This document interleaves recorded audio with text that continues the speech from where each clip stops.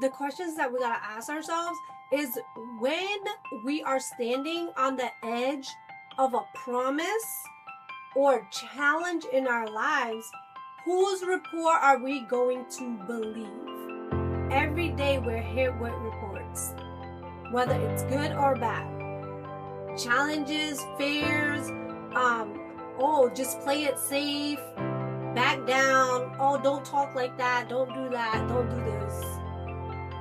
Or you can choose to listen to the good reports, that the giants that are out there, our God is greater. Our God is bigger. Ever wonder why you feel stuck? Well, check who you're listening to, because the voices that you listen to is what shapes your future. So I heard this pastor once say, who has your ears has your future. So be careful, be mindful, right? Who has your ear? Because who has your ear has your future. Now, the voices, right, then shape the voices and the messages, then shapes, it allows to shape in our hearts and in our walk. Now, every voice carries influence, and not all advice is neutral, and it's not all sound advice, right? Words plant seeds, and what we allow in our ears will then take root in our heart. And not only that, it shapes our decisions. So today we're going to share more about Joshua and Caleb's were the spies that were sent out by Moses. Now, we're just going to give a little recap on who is Moses, right? Moses is the leader that God had an assignment for him to deliver his people, free his people from slavery during the time when they were in Egypt. Now, God spoke through to him through a burning bush. So then he gave him commandments, he gave him these laws, and he appointed him to guide the Israelites to the promised land. Now, the Israelites, they found themselves freed from Egypt. The story is so good. Go back and read it, because like, not only did they were free, they actually gained a lot of things like gold and all this stuff, right? And freedom to the wilderness, so that way they can worship God. But go back and read it, because it's just so good. And in Numbers, the book of Numbers actually shift the focus on the journey in the wilderness, where they are now freed from that, but yet they're in the wilderness. There's so many people. Just think about traveling with a bunch of people. Have you ever traveled with a bunch of people? Some of them complain, some of them are just, I don't know, we'll not get there. But you ever travel with a lot of people, and then like, it's so much to keep up with, and it's just a lot, right? But anyways, they're on foot, they're in the wilderness, and it gets really interesting because how God like freedom from all of that. However, God leads them by cloud by day and then fire by night. Now, God was with them. Okay. So they weren't just like in the wilderness alone, and they were provided quail and fresh manna, even though they were complaining. They was legit complaining. And I don't know, like, if you travel with someone that complains, it can get real frustrating. It could get really annoying, but then you have to learn to grow in patience, because it is what it is, right? And it's out of your control, right? The only thing you could do is just comfort them, right? At the time, or whatever it is that they're going through. We're going to read out of the book of Numbers, Numbers 13, and some out of 14 as well. And we're going to read the story of when Caleb and Joshua and then the other 10 spies were sent off. And let's start in the book of Numbers 13. I'm reading out an ESV version. We're going to start 13, verse 17. Moses sent them to spy out the land of Canaan, and said to them, go up to Nabal and go up into the hill city and see what the land is and whether the people who dwell in it are strong or weak, whether there are few or many, and whether the land that they dwell in is good or bad, and whether the cities that they dwell in the camps or strongholds, and whether the land is rich or poor, and whether there is trees in it or not. Be of courage and bring some of the fruit of the land. Now the time was the season of the first ripe grapes. So they went off. There's 12 of them. If you go ahead and read prior, you list all the names of the people because it was 12 out of each tribe. So they went up, they spied out the land from the wilderness, right? And we're going to go down to the report of the spies. Verse 26. And they came to Moses and Aaron and all the congregation of the people of Israel in the wilderness of Paran at Kadesh. They brought back word. They brought back word to them and to all the congregation and showed them the fruit of the land. And they told them, we came to the land to which you sent us. It flows with milk and honey. However, the people who dwell in the land are strong, and the cities are fortified and very large. And besides, we saw the descendants of Enoch there. Now I'm going to stop here for a second, but I'm going to go over 4 C's. And the 4 C's is 1, they have a calling, right? They have a calling. 2, they have a conflict of the report, right? 3, the consequences. And then 4 is completion. That's the destiny. So verse 30, but Caleb quieted the people before Moses and said, let us go up at once to occupy it.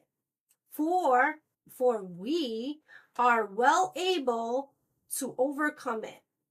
Then the men who had gone up with him said, we are not able to go up against the people, for they are stronger than we are. Verse 32.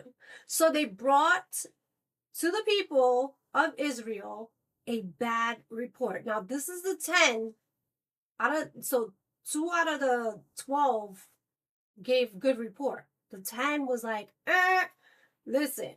Okay. Now, verse 32. So they brought the people of Israel bad report to the land that they had spied out, saying, the land through which we have gone to spy it out is a land that devours its inhabitants, and all the people that we saw in there are giant height, and they saw the Nephilims. And we seemed to ourselves like grasshoppers. And so we seem to them. So it's like so important how we see ourselves, right? Now, the 4 C's, the calling is the mission, right? So they were sent out to conquer, right? To conquer what is already promised, like what God had already given them. Okay, so God had already promised them this, okay, because they are his chosen people. Okay, so there is purpose in the mission. So the lesson here is like when God calls you, his words are already settled. So the mission is about obedience. Really, it's not a debate. Like God already said it's going to be done, it's going to be done, right? Now the second one is conflict. So the conflict is the report that was returned. Now the 10 spies returned with the negative report, focusing on like the giants, focusing on it's a fortified city, focusing on fear. What you focus on expands, right? Now the 2 spies Joshua and Caleb, they came back like, nah, we got this, full of faith. They're like, man, you're saying all this stuff, like, nah, you got to remember what God said, right? So we can take this land because God is with us. You could either listen to the fear, right, of a bunch of people, right? Fear of a bunch of people saying, oh my goodness, this is a big obstacle for us. We can't do it. And that just minimized God. Now you're saying God can't do this, right? So you're minimizing God. Instead, you're expanding the obstacle, making it bigger than what it actually is. Of course, in our natural eyes, we're like, oh my goodness, like, can we accomplish this? Can we do this, right? But you got to go by what God says.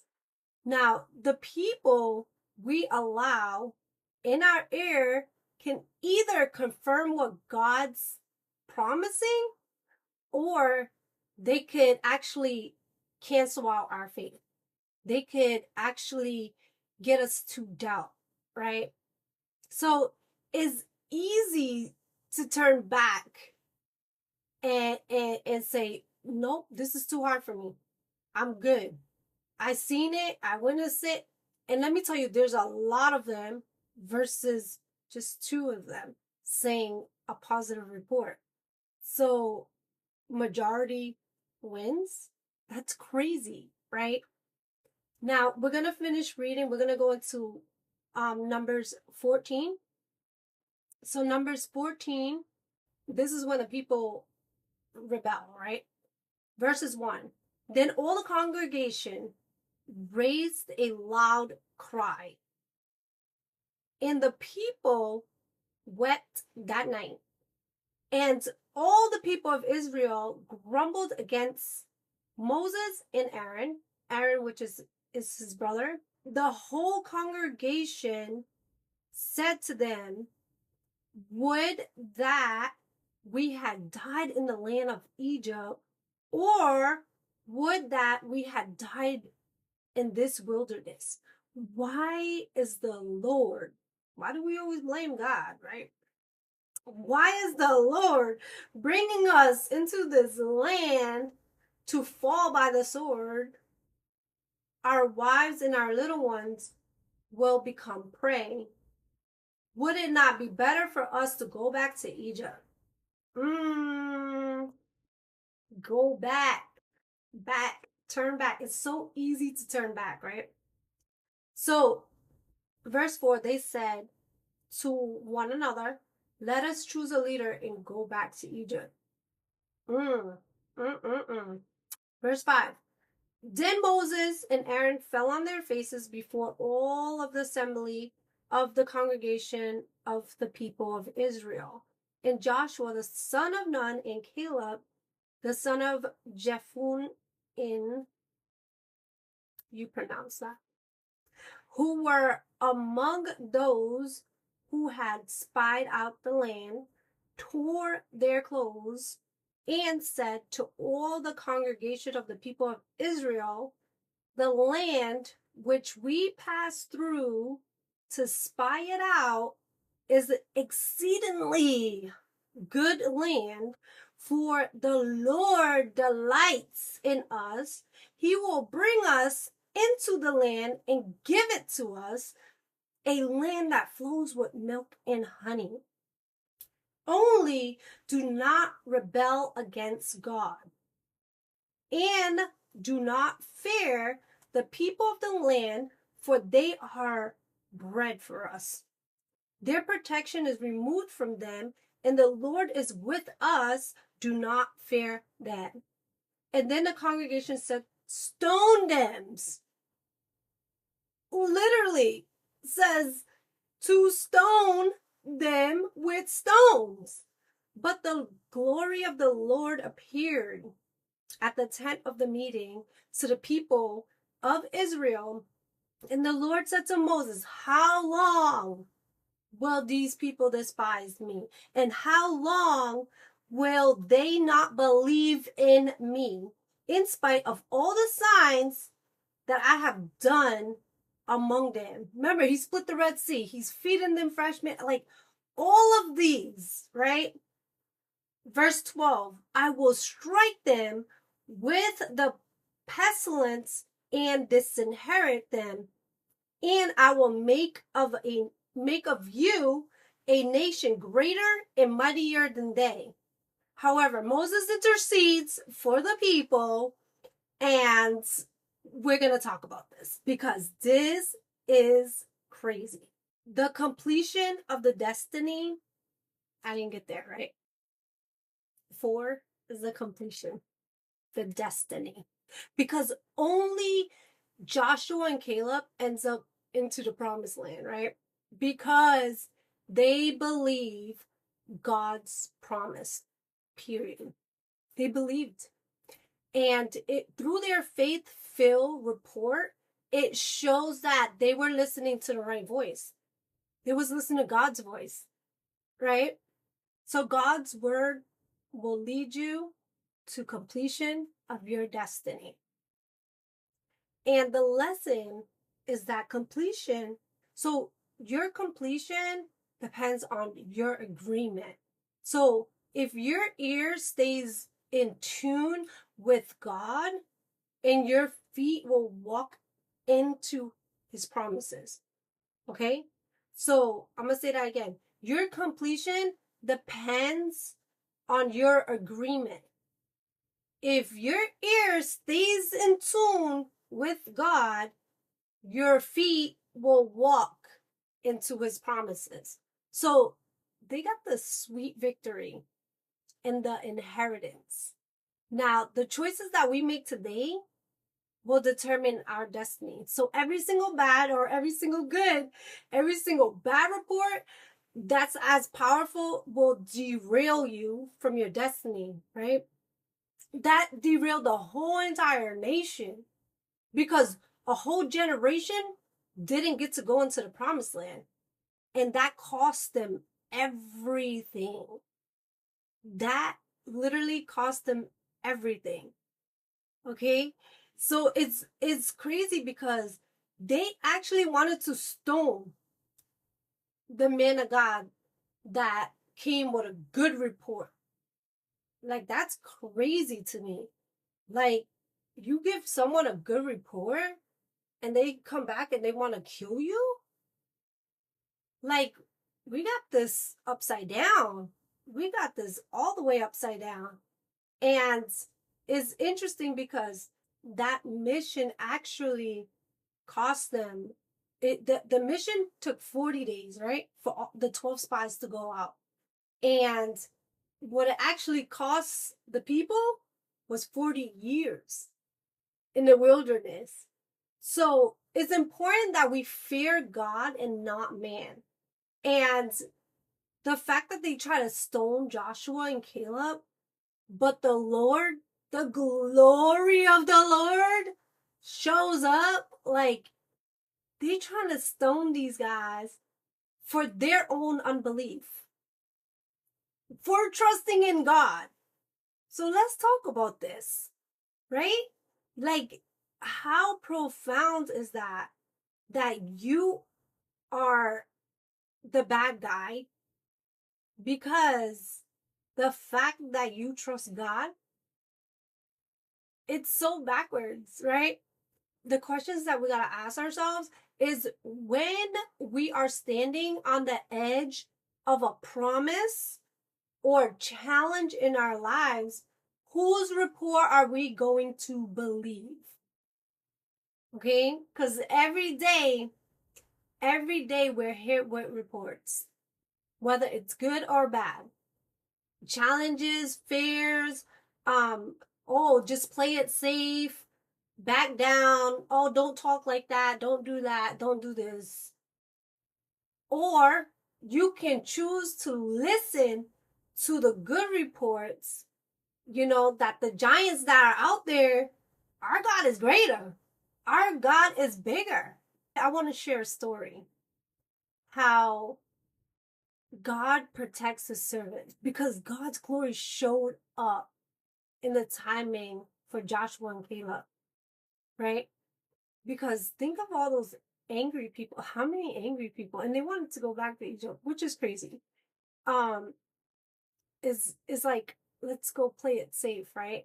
So I want to share a story how God protects his special possession, right? Because you are a special possession to him, and how he has a special protection over his servants, right? So one time there was a young lady, she wanted me to pray for her and then in return pray for me, which I didn't know at the time. She just asked for prayer. Okay.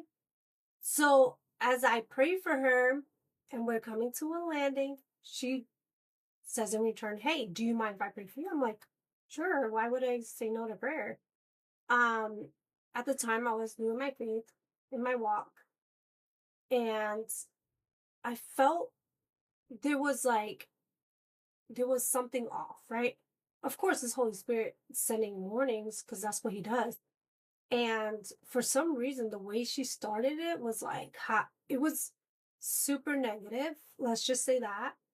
And while she was praying, my ears went silent. Like it was blocked. It was almost like I had like earmuffs on, like spiritual hands were over my ears. And I couldn't hear what she was praying. And at the moment, I was just giggling and was just like, Lord, what is this? What's going on? And I didn't really understand until after I heard amen. And I was like, thank you. Have a blessed day. I was in agreement. However, it was interesting because I later then realized that God was protecting me from even hearing that prayer, which ultimately goes down to who you listen to, right?